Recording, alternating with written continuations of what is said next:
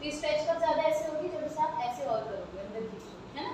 तो ये अंदर घुमाया हमने, इंटरनल रोटेट किया, सिर्फ एक रेडियल नर्व होती है जिसके लिए आप इंटरनल रोटेशन करते हो। जैसे आप ऐसे याद करना, रोटेटर कप में सिर्फ एक मसल होती है, सबस्कैपुलर इंटरनल रोटेशन कराते हैं, है ना।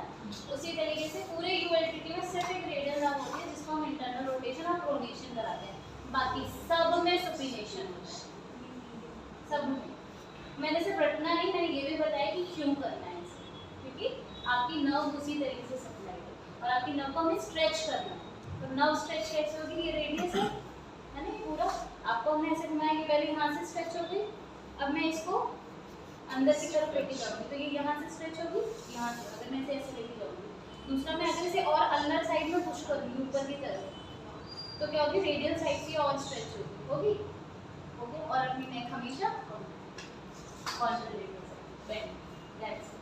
आगे सारी यूनिटी। अब आते हैं एक्सिलरी नर्व पे। एक्सिलरी नर्व का हमारी यहाँ है, ये कब स्ट्रेच होगी,